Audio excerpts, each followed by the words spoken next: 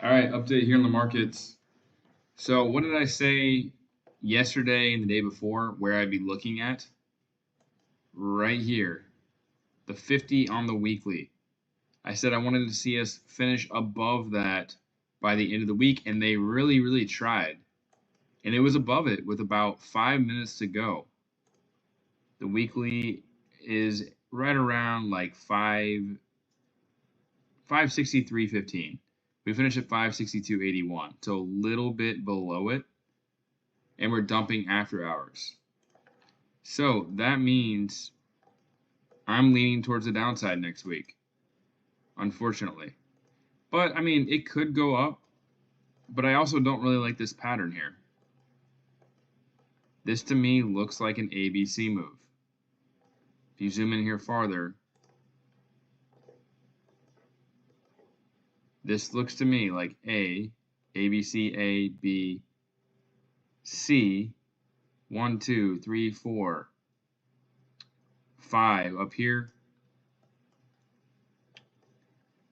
But we'll see. We'll see what happens. It did come up here above it for a second, but it didn't finish above it. And that's the problem. I wanted to see it finish above it. That would have told me something rather than come up here above it and then finishing below it. So it's kind of a small thing, but then you also look at QQQ, and this also could not reclaim the 50 on the weekly. So the 50 is at 484. It could not reclaim it. There's no support below. So again, another fail on the recovery, and it's down after hours as well. Not that after hours on the Friday really matters. So where am I looking at now? If this can't hold the weekly, if it didn't reclaim it next week, I'm going out to the monthly chart actually at this point. And I'm going to the 20 on the monthly chart. That's our next support. So that's at 447 on QQQ. And on SPY, that is at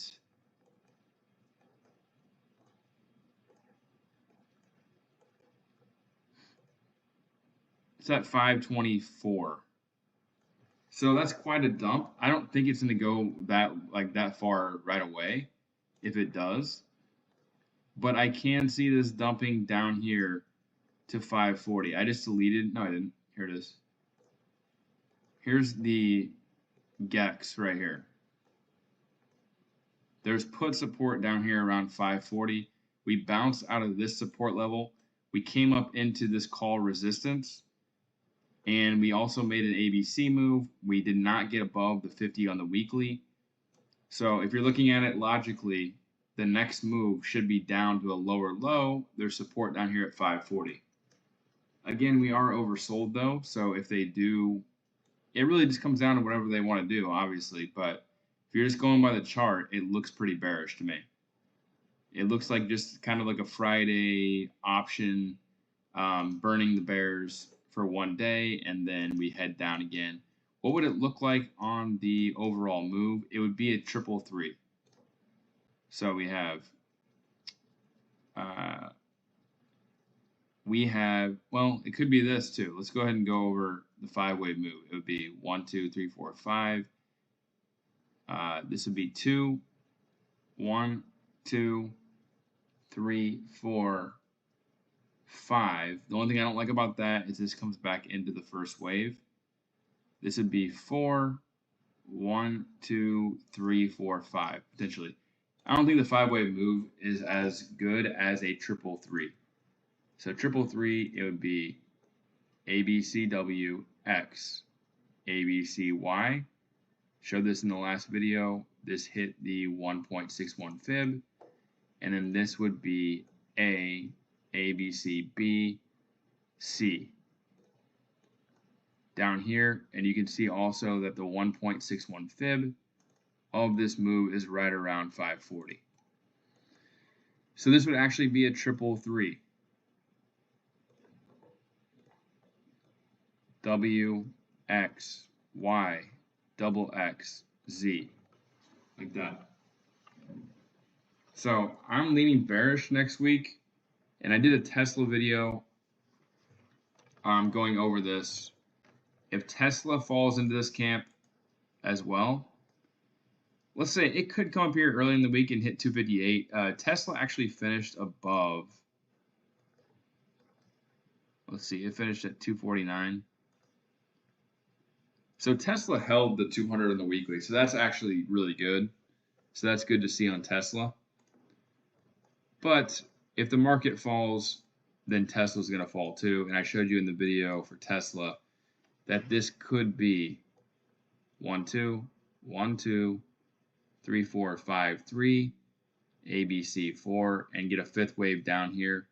You have support at 200. So that is possible. And again, that could end up being the end of the C wave. This would be A, B, C, B, and then this would be the C wave down here. And then it would go up to all-time highs. So I'll get into it more over the weekend. That's what I got on the indexes right now. They both look bearish to me with the finish. They both look bearish. Tesla doesn't necessarily look bearish yet, but it could be in a fourth wave. It finished above the weekly 200, so that's not really that bad of a thing. It could go up there and fill the gap at 258 early in the week, and then come down to 200. This can fall. I mean, SPY can fall about 4%.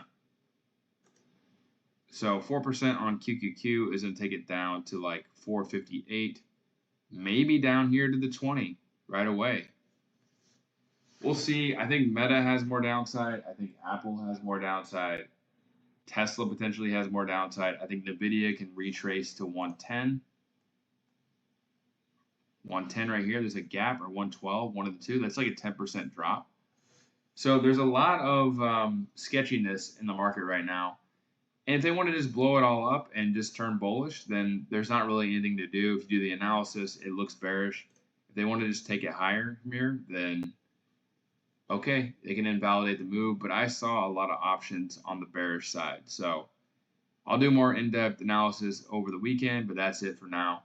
That's the market update for the end of 3/14.